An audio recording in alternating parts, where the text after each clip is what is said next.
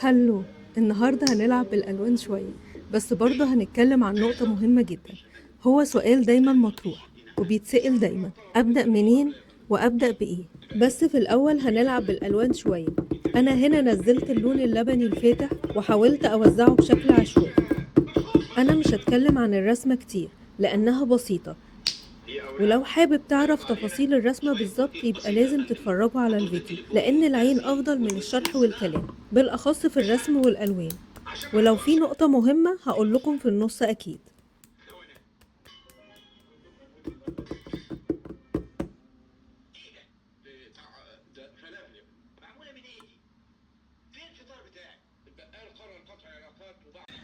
كالعادة بتفرج على فيلم قديم، ودي الألوان اللي أنا هستخدمها. الذهبي هو مش ذهبي الحقيقة، هو لما بيبقى بيتحط على القماش بيتحول لنحاسي، بس هو يعني نحاسي بيلمع كده شوية، بس لما بيتحط على القماش ما بيبقاش نفس اللون الحقيقة، بيبقى مط، ما بيديش اللمعة دي.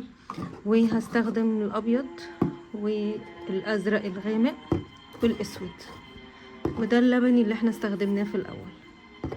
يبقى دي كده كل الألوان اللي أنا هستخدمها، وهستعمل الفرشة دي والأكبر منها درجة، يعني كده الفرشة دي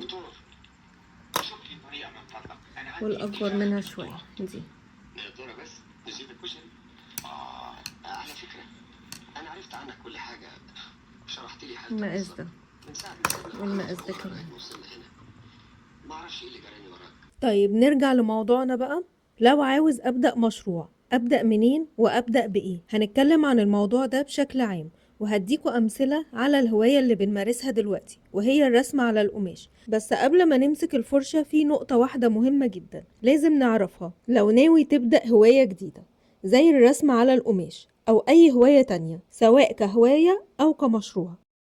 الهوايات الفنية مش بس فن بتعرفه بتتعلمه، دي مساحة بتعبر فيها عن نفسك وبتفصل شوية عن دوشة الحياة، ويمكن كمان تكون هي أول خطوة في مشروعك الجديد. طيب أبدأ بإيه؟ وإزاي؟ أنا دلوقتي حبيت هواية الرسم على القماش ولقيت فيها شغفي وعاوزة أكمل فيها كمشروع وعاوزة أبدأ. طيب أبدأ إزاي؟ هقول لكم اللي أنا كنت بفكر فيه زمان. كنت مفكرة زمان علشان أبدأ كان لازم أبدأ بالتفاصيل الصعبة المعقدة علشان أبدأ بقوة وعلى تقيل. بس مع الوقت اكتشفت إن البداية لازم تكون بسيطة، زي مثلا هنا في الرسم على القماش. ابدأوا بشنط القماش مثلا وبرسومات بسيطة، لأن شنط القماش مفيهاش تفاصيل كتير. في الرسم على القماش في أفكار كتير ممكن نشتغل عليها، زي الجزم القماش وزي جواكت الجينز وحاجات تانية كتير، هبقى أقول لكم عليها في فيديو تاني منفصل لوحده.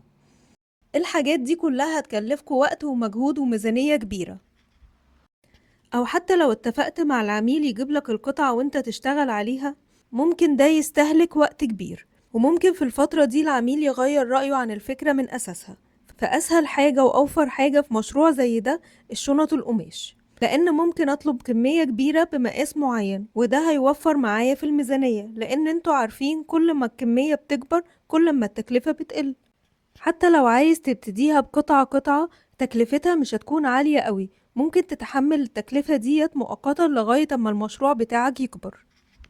وكمان فيها ميزة مهمة، خفيفة خالص تقدر تشحنها بسهولة.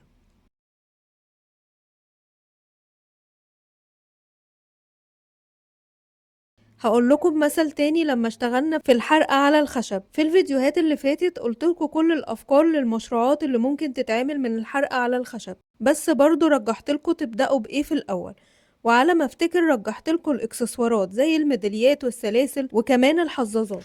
دي حاجات ممكن تتعمل بالحرق، ممكن نكتب عليها الاسماء او الحروف او كلمات محفزة واشكال بسيطة، وكمان خفيفة وما تاخدش مساحة كبيرة وتقدر تشحنها بسهولة، ونقدر كمان نجيب منها كميات كبيرة، فنقدر نبتدي بيها المشروع بتاعنا الجديد. كل فكرة أو هواية عاوز تبتدي بيها دور على أبسط حاجة ممكن تعملها، ما تاخدش وقت كبير وما تاخدش ماتيريال كتير، وتقدر تبيعها بسهولة. وواحدة واحدة هتكبر وهتعمل الحاجات الصعبة اللي كنت مفكر في يوم من الأيام إنك مش هتقدر تعملها أبدا. يبقى الأساس اللي لازم نبتدي بيه نسأل نفسنا، هي إيه الفكرة اللي أنا عاوزة أشتغل عليها؟ إزاي ننفذها بسهولة؟ والقطعة هتاخد وقت منا قد إيه؟ وإيه الماتيريال اللي هنستخدمها؟ إزاي نقدر نشحنها؟ طيب أنا جهزت كل حاجة ودلوقتي مستعد أعمل المشروع بتاعي، بس إزاي أسوق لنفسي؟ ده اللي احنا هنتكلم عليه في الفيديو الجاي من خبرتي الصغيرة في التسويق لقناتي أو للمشروعات بتاعتي اللي أنا ابتديتها الفترة اللي فاتت.